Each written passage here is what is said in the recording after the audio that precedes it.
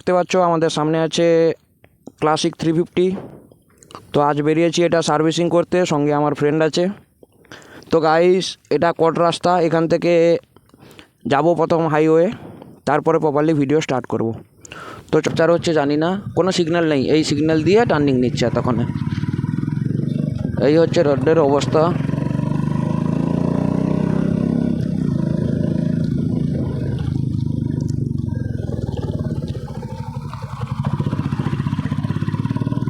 তো finally guys উঠে গেছি এতক্ষণে, আর 10 থেকে 11 কিলোমিটার বাকি আছে শোরুম পৌঁছাতে। শোরুম পৌঁছালে দেখা যাক শোরুমে কত গাড়ি আছে, কি ব্যাপার হয়। সত্যি কথা বলতে কি, এই যে অবস্থা, এই অবস্থাতে আমাদের ভিডিও বানালে লোকে সত্যি কথা মজাক অনেক বেশি করে আমাদের, কারণ না আমাদের বড় চ্যানেল না কিছু।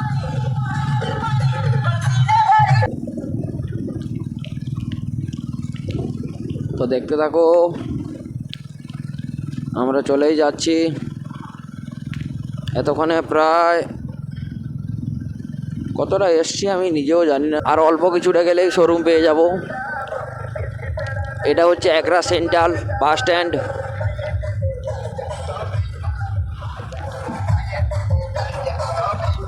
এতক্ষণে শোরুমে ঢুকবো। ওই দেখতেই পাচ্ছ রয়্যাল এনফিল্ড শোরুম। করা যাক। আমরা অনেকটা অ্যাডভান্স টাইম চলে এসেছি, এখনো শোরুম ওপেন হয়নি, আমরা চলে এসেছি। এই দেখতেই পাচ্ছ কী নিয়ে এসছে, শোরুম ওপেন হবে। দেখতেই পাচ্ছ বুলেটের মডেল প্রায় সবগুলাই দাঁড় করানো আছে, আর কিছুগুলা অ্যাভেলেবেল নেই। তাছাড়া এই ক্লাসিক 350 এর ব্যাপারে আমরা বেশি জানিও না। আমি সত্যি কথা বাজাজের বাইক ইউজ করি। আমি দেখতেই পাচ্ছ শোরুমের ভেতরে যাচ্ছি, লাইফে ফার্স্ট টাইম রয়্যাল এনফিল্ডের ভেতরে আসছে।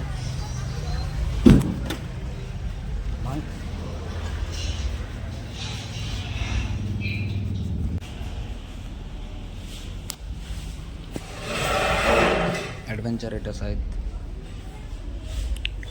হিমালয়ান 450।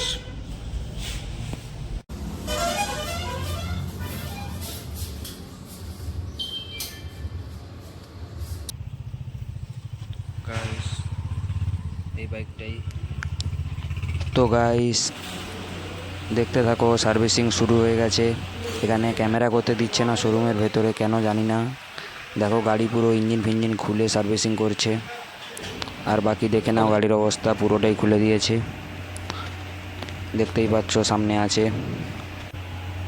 ক্লাসিক 350। দেখো এখানে এসে কাগজপত্র জমা দিয়ে বিল করলাম। বিল ফিল করে বিলে স্ক্রিনশট দিচ্ছি, তোমাদেরকে দেখে নেবে কি কি কাজ করিয়েছি, কি ব্যাপার, কারণ ভিডিও করতে পারিনি। এই নাও স্ক্রিনশট, দেখো এই হচ্ছে স্ক্রিনশট।